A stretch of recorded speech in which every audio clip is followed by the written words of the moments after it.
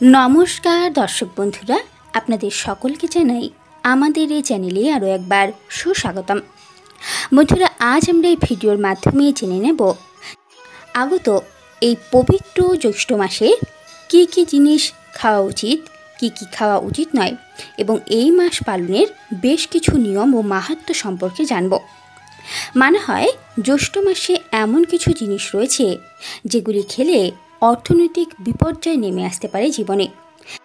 ताई आजकेर এই ভিডিওর মাধ্যমে সেই বিষয় জেনে নেব যে জ্যৈষ্ঠ মাসের খাওয়া দাওয়া নিয়ে বিধিনিষেধ কী রয়েছে। চলুন বন্ধুরা ভিডিওর বিস্তারে প্রবেশ করা যাক। বাংলা ক্যালেন্ডার অনুযায়ী জ্যৈষ্ঠ মাস বছরের তৃতীয় মাস। জ্যৈষ্ঠ মাস বছরের তৃতীয় মাস হিসেবে গণ্য করা হয়। প্রত্যেক বছর জ্যৈষ্ঠ মাসের সূচনা হয় 6 মে থেকে, যা শেষ হয় 4 জুনে। জ্যৈষ্ঠ মাস গরমের মরশুম হয়ে থাকে।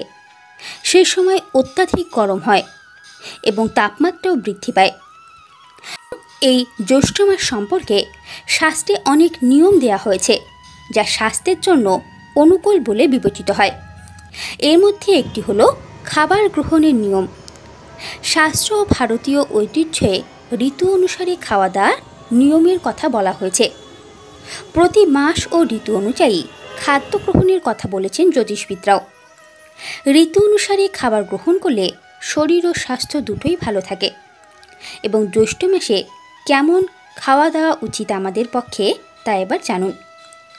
জ্যৈষ্ঠ মাসে খাওয়া দাওয়ার নিয়ম মেনে চলা খুবই জরুরি, কারণ এ সময় যে কোনো কিছু খাওয়া দাওয়া করা স্বাস্থ্যের জন্য খুবই বিপজ্জনক প্রমাণিত হতে পারে।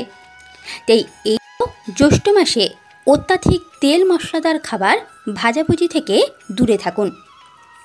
জ্যৈষ্ঠ মাসের ভোজন নিয়ে মহাভারতেও বলা হয়েছে যে এই মাসে একটা সময়ে ভোজন করুন।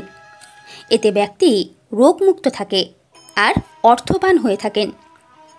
এই মাসে বেশি করে তরল খাবার যেমন দই, ছাঁচ, লস্যি, জুস এগুলি খান, কারণ মশলাদার খাবার খেলে আপনার মাথা ঘুরতে পারে ও শরীর খারাপও হতে পারে।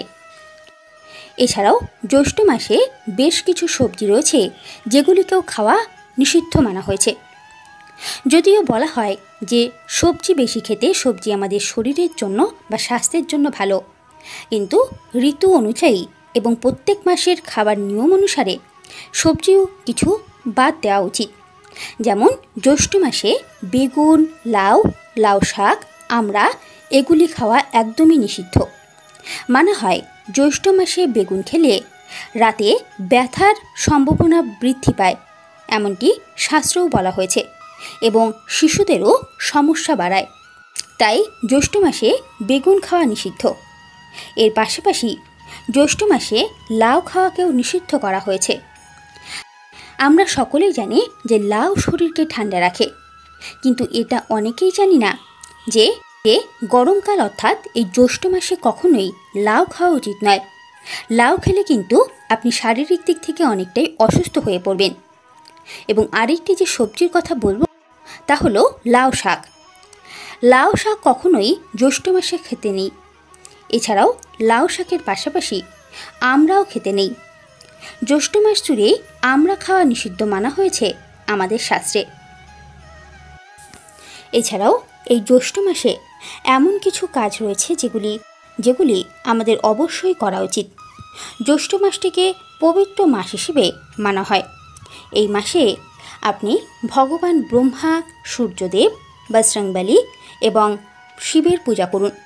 জ্যৈষ্ঠ মাসের অধিপতি হচ্ছে মঙ্গল, তাই মঙ্গলের সাথে সম্পর্কিত এই মাসে বিভিন্ন সামগ্রীর দানও করবেন।